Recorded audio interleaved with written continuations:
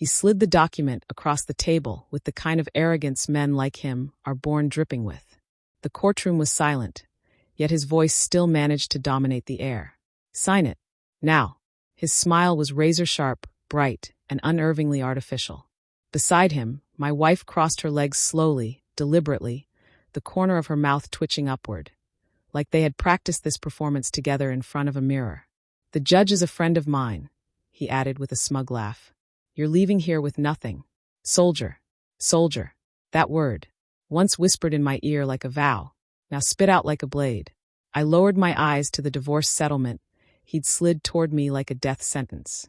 Every asset, hers. Custody, hers. My life erased. He leaned closer. "She said you'd freeze. That you'd just sit there, too scared to speak. And look at you. She was right. I'm watching," I said quietly. One calm sentence, steady and measured, enough to erase the smirk from his face. Because I wasn't shaking. I wasn't broken. I was remembering. And with every memory, I was sharpening. The first time I felt the shift, she didn't come home smelling of her perfume. She came home smelling of his cologne. A scent impossible to forget. Crisp, manufactured confidence. The kind men wear like armor when they're trying to conquer a room. Or a woman. She lied too easily. Traffic, parking, late meetings. I kissed her anyway, tasted deceit on her lips, and pretended not to notice. A soldier knows when to stay still in enemy territory. Then came the dinner parties. She stopped holding my hand beneath the table. She stopped meeting my eyes when she laughed. And when he walked in polished, calculating, too perfect to be genuine, I knew. But I smiled. I drank. I watched their stolen glances when they thought I wasn't looking. Soon she started locking her phone, sleeping with it under her pillow, sometimes whispering at night. Words not meant for me, but for him. She thought I was too tired, too broken, too loyal to notice. No, I was gathering intel. War never begins with gunfire. It begins with information. I studied her lies, how they evolved, sharper, more careful, sterilized of emotion. When she kissed me, it was guilt. When she touched me, it was a performance. I pulled her phone records. Late-night calls. Repeated numbers. A contact saved under Casey work. The same number she dialed the morning after our anniversary. Silently, I ordered a paternity test. For my son, the only anchor keeping me from walking away.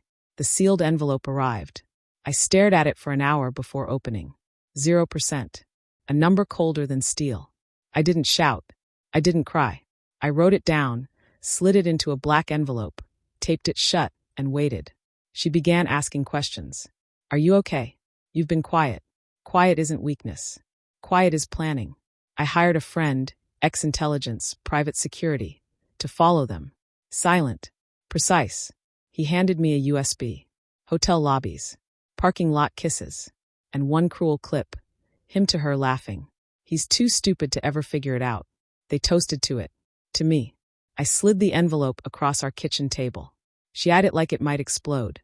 "What is this?" I stayed silent. She opened it. "Read." Her breath caught. Eyes wide, pupils shrinking.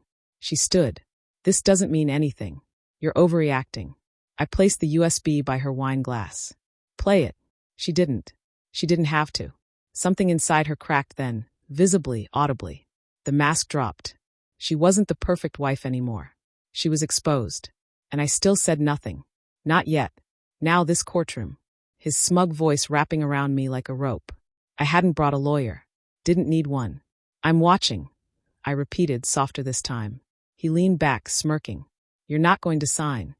I opened my folder. First, the DNA report. Face up. Then the USB. Slid slowly across the table. And finally, from the bottom, my own document. She saw the header. Emergency motion for custody hearing. Evidence attached. The judge picked it up.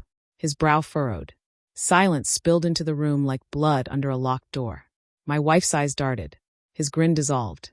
"You recorded us," she whispered. "No," I said. "I documented the truth." He reached for the USB, but I was faster. Already submitted. His skin drained pale. I stood. "You thought I was afraid." I looked at her. "You thought I'd leave with nothing." Then at the judge. "I came to end this, not to lose." Neither of them followed me when I walked out. They couldn't. I left the courtroom, and with it, the ashes of the life they set on fire. I didn't feel victory. Not pride. Just peace. Wars aren't won by shouting. They're won by striking at the right moment.